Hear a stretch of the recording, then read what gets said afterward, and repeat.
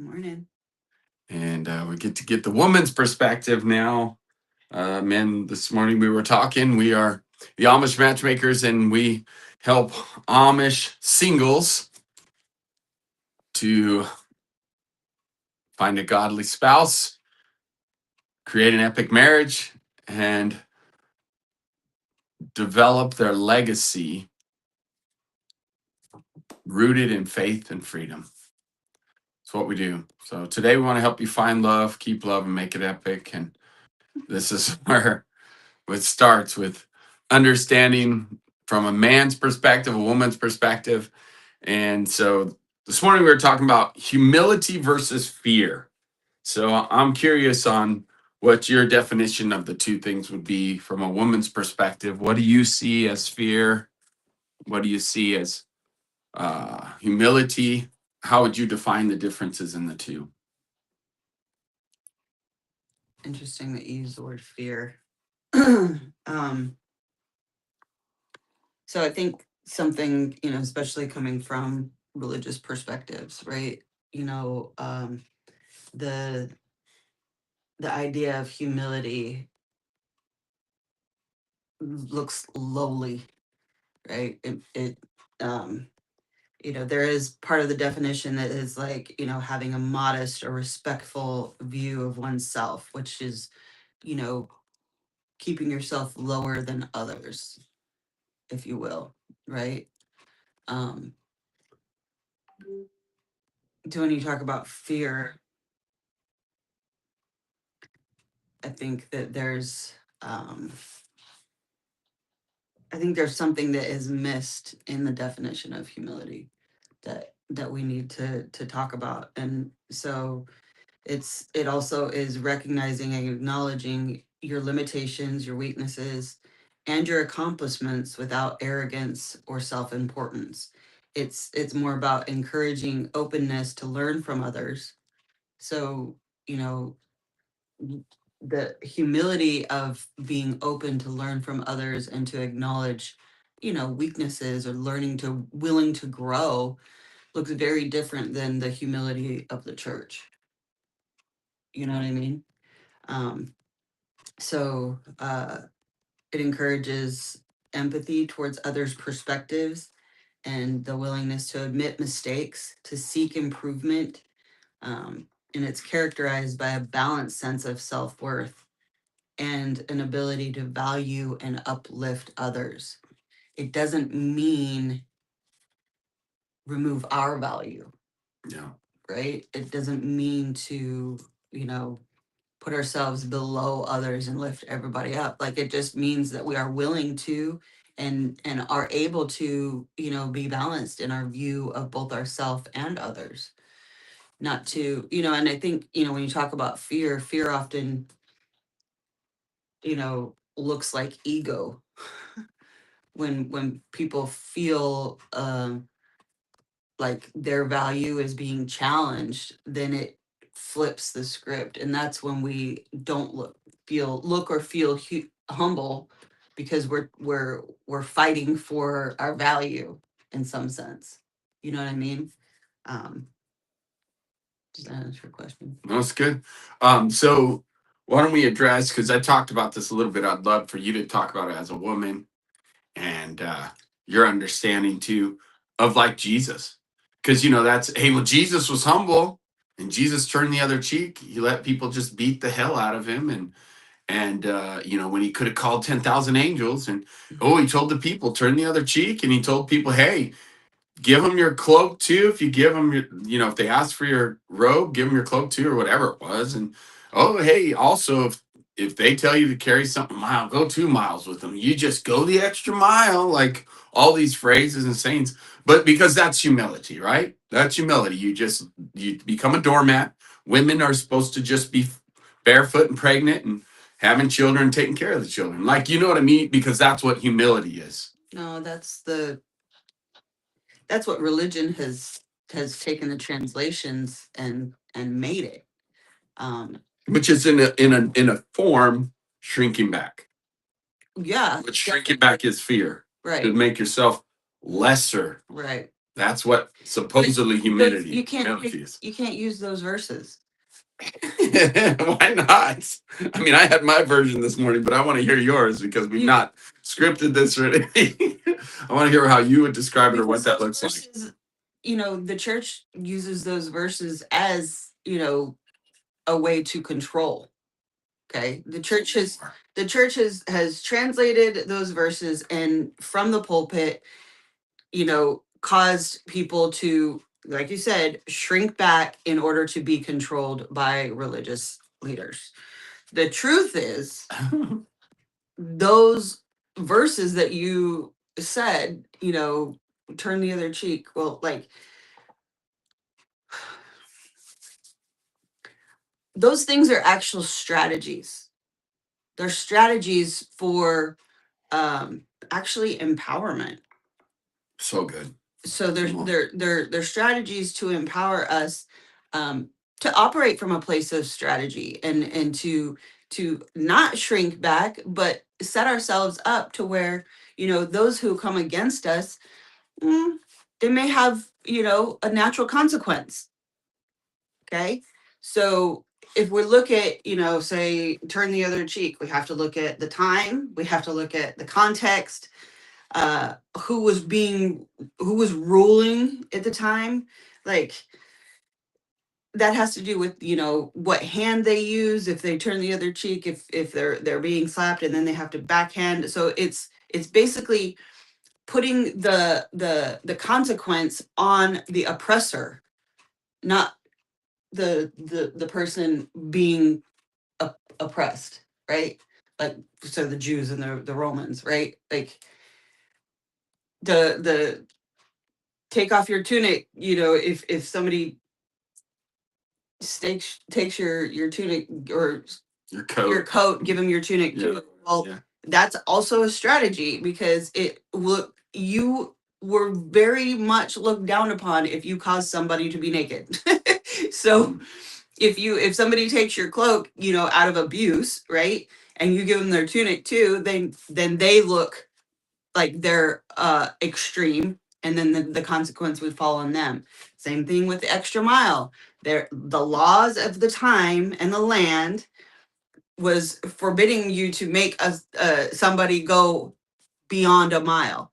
So if you went an extra mile, then it was the oppressor that looked bad. Okay, so those are strategies. Like, people don't realize that you can't even use those in the same context of humility. That's not. And when you talk about Yeshua, uh first of all, the time where he allowed himself to be beaten, he was fulfilling his mission. Also, immense strength. Come on. That is So that is a warrior understanding his mission. come on. From the Father. That not in any way, shape, or form is that weakness or being lowly. That's his example to us of, you know, sometimes when we're fulfilling our mission, we have to take a beating. Yeah. It's real. True. I agree. Sucks. Life is not easy. And, you know, sometimes our callings are hard. Sometimes we're put in situations that suck, that make us want to crawl in a hole. And, you know, so his example is to know and understand that,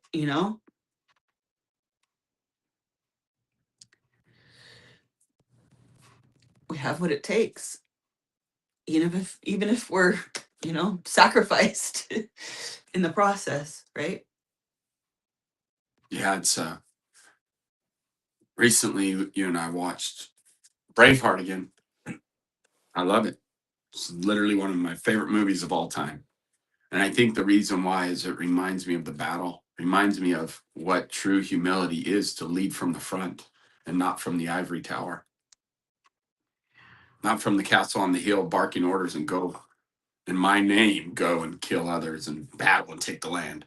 Yeah. Alexander the Great. At our last event, I talked to the men about Alexander the Great, who took over 1,000,000 square miles of land in his 20s and led with humility, led with strength, led with confidence, led with love, knew over 1,000. They said that he was known for knowing over 1,000 people's names and who they were and relationship with. That's powerful. So, going back to Braveheart, it's like we can see William Wallace. If you haven't watched Braveheart, do it.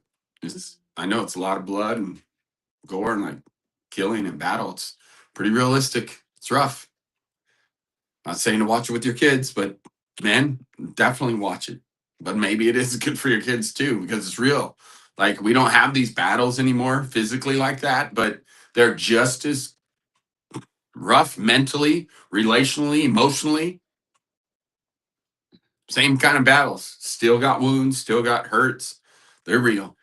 But again, we keep fighting. Even though we're wounded, even though and that was the ultimate, like, that's what really, really made a difference was when William Wallace was willing to, he knew he was going into a trap. He knew, but he did it anyways. It was his mission to lead his people to victory. And it was ultimately his taking of his life. We see it with Charlie Kirk, right? That's similar, modern day Not only leading situation. his people to victory, I think it's more so empowering them to fight. That's right. Empowering them to not just lay down and take it. That's the right. oppression. That's you right. know. And in modern day, William Wallace of Braveheart would be Charlie Kirk in my eyes. In my understanding, what I saw and what I've seen, he had lots of death threats, by the way. That wasn't, he had one that day. Like almost every event, he would have death threats. I'm serious. Because the bigger the target, the bigger the influence, the more land you take, the more people you influence, the bigger the target you become. So again, it's unfortunate that happened. It is. And blessings to his wife for carrying it on, being the CEO and becoming the CEO. I don't know, it's powerful. But again, now going back to humility versus fear and how often religion and church will get that twisted. That's one of the things you say, don't get it twisted. That's one of my favorite phrases you say. It's a Chantelism. Don't get it twisted. Another one is don't jockey for position.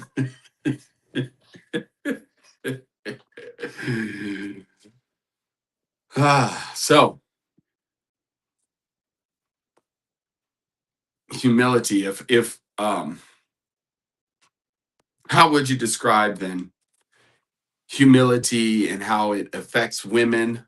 What does a humble man feel like to an emotional feel like emotionally to a woman? Well, humility feels safe. It feels like you're not coming from a place of um, oppression, of like ego and pride, right? So you've helped me to learn how to even approach you in a way that's not degrading or demanding, or because I have a strong personality. And so what are some of the things you could recommend to men? Do they come and just tell their wife what to do? Or what are some of the things that men can do to really understand what it looks like even to yoke, right? Because that's a great equalizer. I talked about that, how we have a God that says, my yoke is easy and my burden is light. That's humility. Because he's willing to yoke with a lowly human.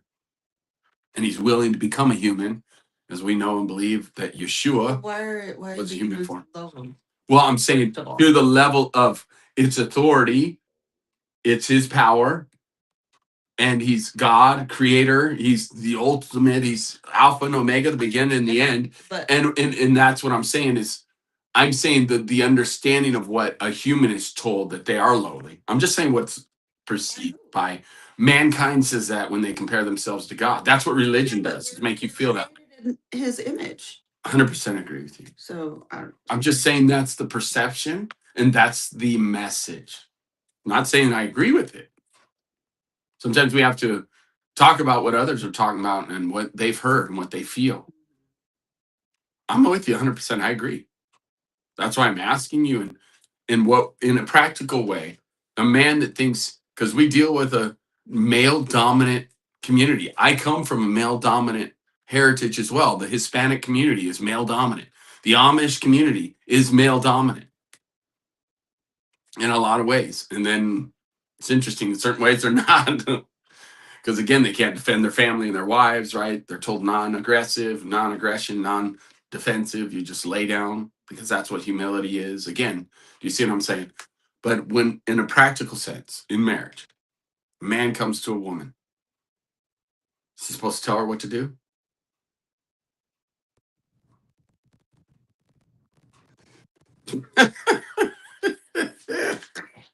How's that working for you?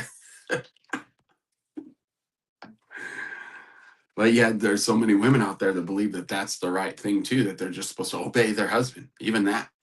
Or they're supposed to shrink back to make room for their husband. I talked about that a little bit. On the beginning of our marriage, that was some of what you were doing, and it was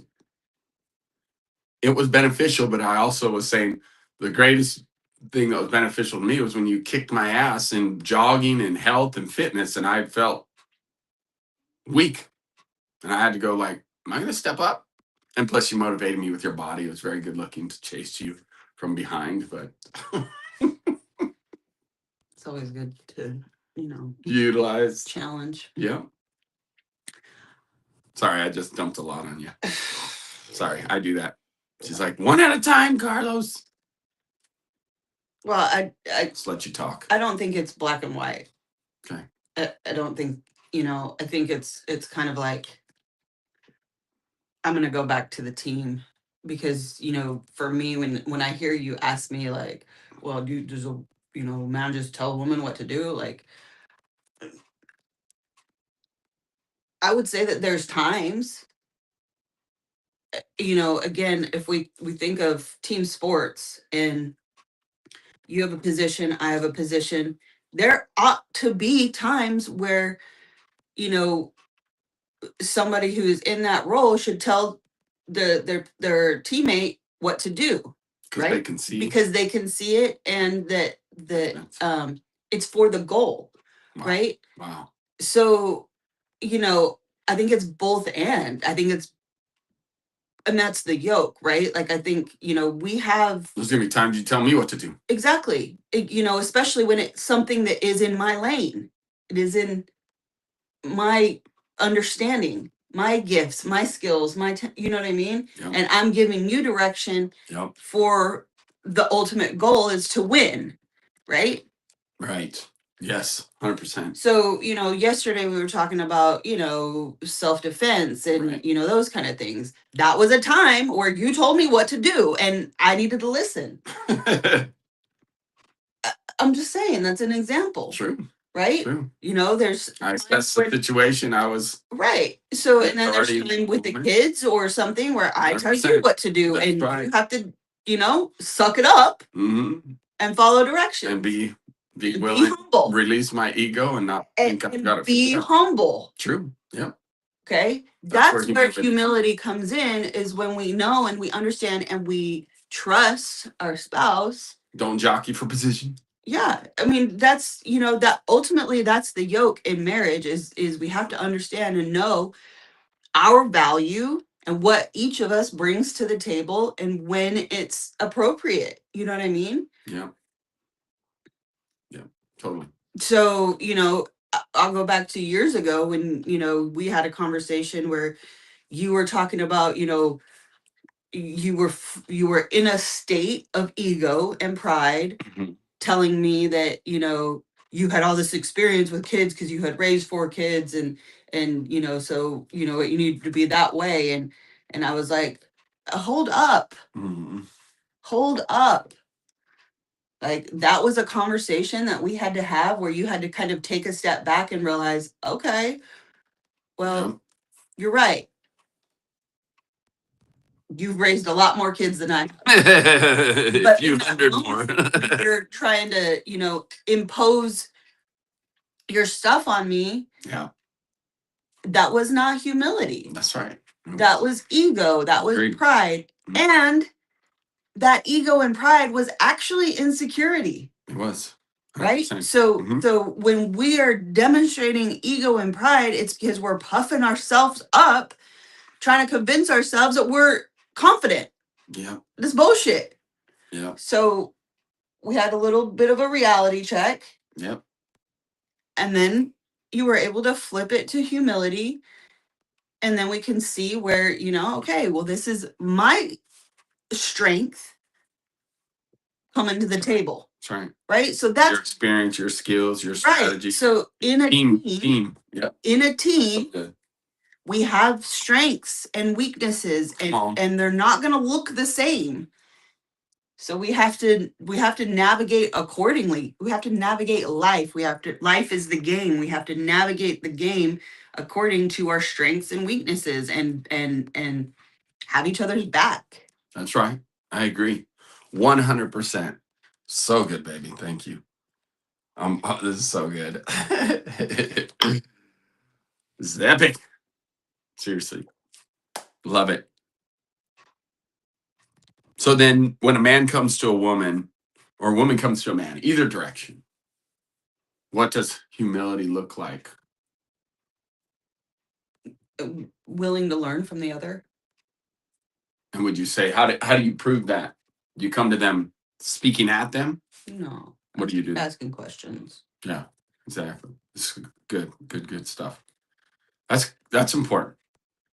If you find yourself coming to your wife, your husband, with accusations, this is where the Bible comes in too. Is Satan, the evil, the oppressor, is the accuser of the brethren, is the accuser of man or woman. He is. So when you feel that, you're probably being led by the wrong spirit. And I've done it. I've done it. We all do. We all do. We're human, first of all. And I appreciate it because Chantel's been willing to even point it out. Like, even I'll do it with our kids. She'll be like, it's much better if you come with questions for clarity. Because I believe differently about our kids in this situation that we were in different times, and it's like, okay, thank you for your perspective. And you're right. That's what a good, humble, teachable, coachable leader does. Ask questions to learn more, even about your kids. Well, I know. That's what I thought. I knew. I know better. I see them. And I start stating evidence where proving what I believe is right and my evidence. It doesn't benefit though. Asking questions benefits. Getting clarity and then finding out the truth and the heart behind it. Well, that's where I always talk about the pursuit of understanding. Yes. Okay. So if we operate from a heart and a perspective to pursue understanding, yes, then we're actually honoring both ourselves and the other person.